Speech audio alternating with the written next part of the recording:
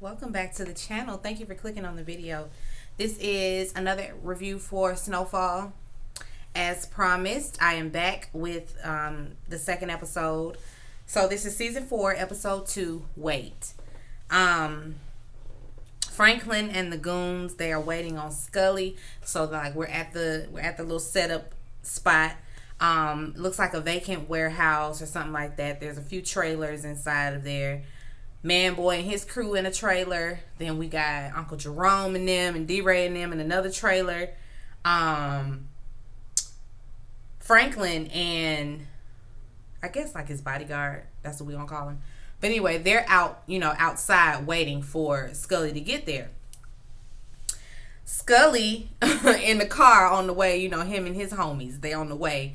And Skully, I don't know whether he's giving himself opioid drops. Like he has these drops and it's drugs in a liquid form. And so I'm assuming like it's some heroin or some it's an opioid of some sort, because he drops it in his ear, and I'm thinking,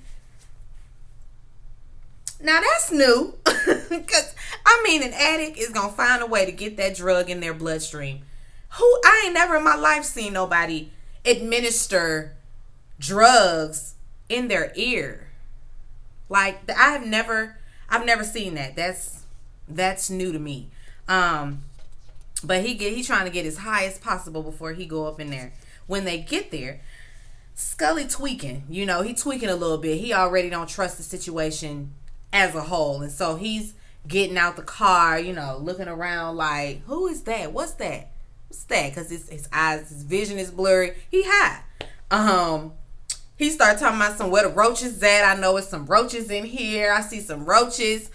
Somebody from the trailer, one of Manboy's people, is just overzealous, and out of nowhere he just gonna start shooting. D-Ray in the back, like, excuse me, his name is Peaches. D-Ray Peaches Davis. He in there like, wait, like, wait until these folks tell you to come out. Like, not yet. Don't just bombard the man. Like, we really want to sneak. We really want him to come to us so that we can just pop out, and do what we got to do. He was way too far away to be trying to start that yet. But overzealous homie pops out anyway, shooting, and now, guns are blazing, and now everybody is shooting. Franklin, he got to leap as best he can to safety. And, Uncle Jerome comes out there. He gets somebody.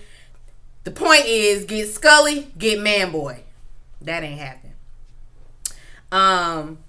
Louie, she in the club on pins and needles, because she waiting on a phone call or a page or something to let her know that everything went as expected.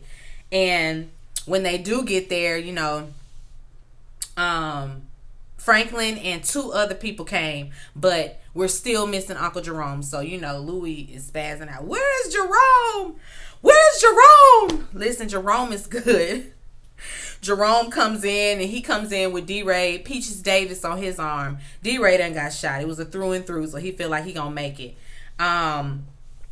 Franklin asks, of course, did Skully get hit? Like, did anybody see Skully die? Did anybody get Skully? Because that's what the point was. Did anybody see him die? Because if he's still alive, then that means there's gonna be some retaliation. And he told Franklin, if it's a setup, I'm sending everybody I know to come and mess your world up. That's what's coming down the pipeline. Because Franklin definitely set this situation up, and I guess he chose a side because Manboy was privy to the fact that this is a setup. So I don't know. Maybe he thought that in the midst of it all, that Skully and Manboy would somehow shoot one another. D-Ray Peaches Davis want to go back. He want to go. Let's go back. We got to go. Let's run it back. Next, this is this is another turn. This is tag we it again. Let's go back and let's go get him. Of course, Louis was like, "No, we're not doing that." Franklin too. Everybody like, "No, that's not a good idea. We're not gonna go back over there. We don't even have all the manpower for that." Jerome and Louis, they end up dropping Franklin off at home, well, at his parents' house. And Jerome feeling, he feeling away because Louis asked him, are you okay? Are you doing okay? And Jerome is like, I'll be all right. I hit one of them. It was close range and everything. It was like I saw him drop. And he did. Shot him in the head. So now that's going to be a reoccurring situation in his brain. Franklin, goes in there and wakes up his parents and basically tells them, y'all going to have to leave. Y'all can't stay here. It's not safe. You're going to have to leave. Daddy is like, listen, we ain't run the first time you did this, the last time you did something like this, and we ain't running this time. This is our home. We're not going anywhere. We're staying put. Mama's just like, you just need to fix it. Whatever you got to do, fix the situation that you have this family in. Franklin leaves and he gets back in the car with Uncle Jerome and Auntie Louie. And he, tells them, take me to a payphone. We see Leon at the trap house. And his partner come in there with 2 bricks, so that's not enough. They need some more product. Homeboy is like, just call Franklin's, he even mentions Franklin because at the same time Franklin calls, pages Leon, and Leon sees it and is like, motherfucking Franklin, F him. And friend is like, no, don't say all that. Like we might need his plug. Go on and call his plug. because we need some product. And Leon is like, don't ever ask me about him again. I told you that I don't want to work with them. I told you that I'm done with Franklin Saint and family. So don't bring him up no more or else. Jerome and Louie, they take Franklin to his old fling's apartment so he can hide out. She opened the door and sees him and she just, come on in. He asked her, have you heard anything about Skully? Like, do you know anything? And of course she's like, I don't know nothing about that. I don't know anything about that. But she says she's going to ask around. She says she sees his baby mama sometimes around the way. And so she might be able to get something out of her. Franklin, he's, starting to crash after all that big old adrenaline rush he had with the shootout, running for his life, running to this place, tell somebody to be safe, running over here to that place, calling this one, going here, going there. So now he's about to crash from all of that. And, she's cool. You can crash right here. Go ahead and lay your head. You good. The next morning, he notices that he has all of these missed, pages since people just been going off. And it was Leon. Leon had called back. So he called back and the friend answered the phone. And, he asked them about Skully. They done heard about the shootout, And he asked them, well, did you hear about Skully being dead? They don't know nothing. He just tells them, okay, well, watch your back. Then we see a birthday party celebration for the Mexican cartel and family. I don't know why we even needed this scene. Whatever, I guess. Well, you know what? I know why. Anyway, it was a birthday party for the Mexican cartel, for Patton and them. His family, his friends. He had the party pretending to be a wrestler. It's a whole thing. He's the entertainment for the party. Franklin, Louie, and Jerome, they meet up with Manboy. And Manboy gonna say he got Skully. He gonna lie and say, I shot him. I got him. I saw it. I shot him. He did. He's lying. And they know he's lying. He ended up leaving, of course. Back at the house, Franklin's parents, they see in the newspaper what happened the night before, So his mama's like, this is what your son was up to. A shootout, 6 dead. This is what our son been doing. They can't do nothing with him. They can't do nothing with him. Reid and his partner, they end up meeting with the new chief of police. I have to say it slow. It'll have me all tongue-tied. But anyway, they meet with the new chief of police in Mexico, to talk percentages and that sort of thing. He wants $100K a week. He say that's how much it's going to cost for y'all to make, to see to it that I turn my head and I ain't snitching and telling on y'all. It's going to cost $100K. Reid tells him, well, listen, I might be able to see to it, 50K. I might be able to get you 50K approved, but I'll let you know. Franklin, Aunt Louie, and Uncle Jerome, they at the club waiting on Tanisha. That's the old fling. She come in there, because they waiting on her to, come back with the tea on Skully. She finds out that Skully did get shot. He's not dead, and he's very angry. So, yes, y'all need to be worried. Skully is at the trap house. We see him still dropping droplets of opioids in the wound. It's just a whole situation like he done been to war. Pass me the whiskey. Pouring it on his wound. Oh God. Oh shit. Oh my goodness. Go get Franklin Saint. Go get Franklin Saint. And so all the goons got to go find Franklin Saint by any means necessary. However you feel like you need to do it, do it. Find him and in him. And he's sitting back trying to think of ways to get it done. I'm gonna crucify his. You know what? No, that's too easy. I'm a stone his ass to death. So you just been reading the Old Testament. Okay. He's just been reading the Old Testament, finding any kind of biblical way he can to kill somebody. Anyway, Franklin and the crew, they're trying to come up with a game plan. He tells them no more coke for anybody associated with Skully. That's that. Starve them out. Then he gets a page, and it's from Nix, the dirty cop. They, of course, are like, listen, we ain't got time for Nix right now. We got bigger fish to fry. And Franklin's like, no, call Nix back and tell him we want to meet. Jerome and Franklin end up meeting with Nix, the dirty cop. And Franklin tells him, he basically gives up the Inglewood crew, Skully and them. He's like, they the ones who did this. They the ones who did that shooting over there. I can get you the gun that did the killing. Like, this going to be a big bust for you. And the police officer is like, well, what's in it for you? And he's like, listen, it's too much going on. Too many players on the board. I need somebody removed. And Skully is it. So can you do that? Can you and your crew going on over there and do that? It'll be 10,000 in it for each of you. And he's like 20.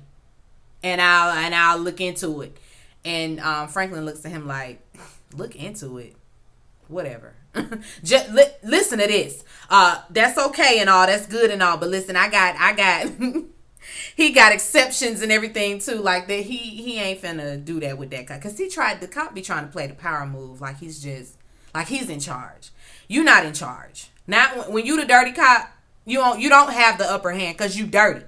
Unless you gonna take said individual out on your own. Like you gonna go. Get arrested and be under the jail, thrown in jail, just like Franklin would. Like, you're a dirty cop. You don't have no leeway to just be throwing your weight around like you can threaten him with jail time or something like that. Anyway,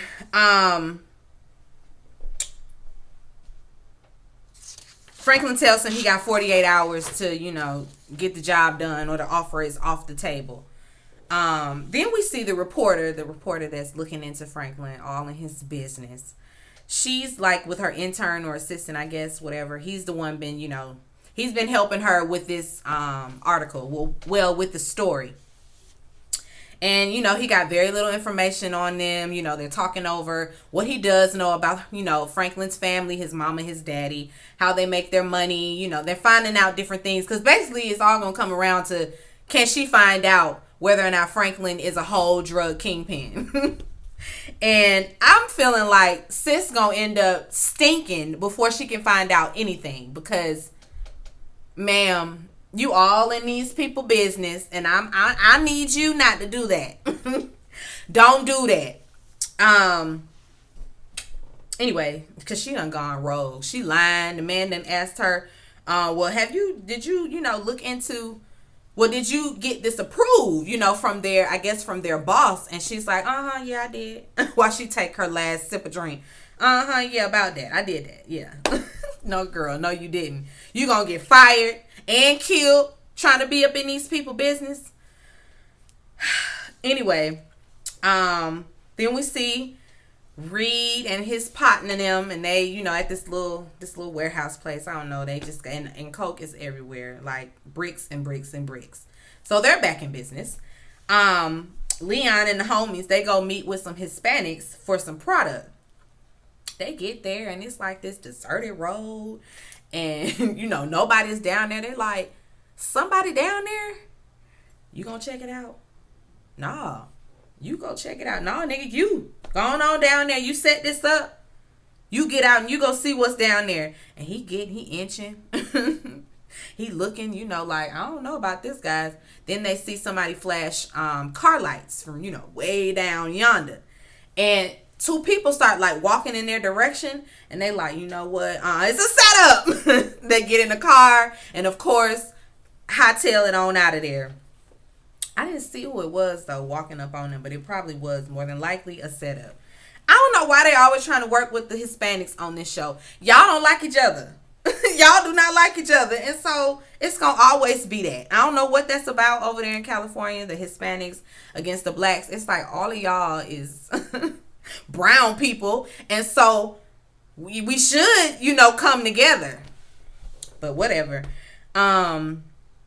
Nick's and, his police buddies, they trying to pull up on the Inglewood crew, Skully and them. And, they see all the people outside, all the players, all the people up high on the roof, sniper, people everywhere. People are watching this block.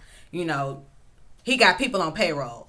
And so the two other cops, they like, nah, we ain't about to do this. Yeah, whatever. I know it sounded good, but nah, this is a setup. Ain't nobody finna do this. We gonna get killed trying to play around. Around here, it's not even worth it. Let these let these animals kill themselves. So he racist. Let the animals kill themselves. You know what? Anyway, Franklin's dad is at the shelter where he works. And I think it's his shelter. He's doing an intake. It's a father, and he had a baby and a teenage son. And Franklin's dad was like, will mom be joining you guys soon? I don't know why in these shows, like, mama always got to be the crackhead, while daddy, is just taking on all the responsibility. Like, that happens. It happens, but that happens a lot in these movies. And these movies centered around the crack epidemic or just any form of drug usage, period. It's always mama that's strung out on drugs while daddy is holding it down and taking care of the kids. I'll be like, well, where's mama? They love to kill mama off. Either they killing her off or they turning her into a crackhead. Anyway,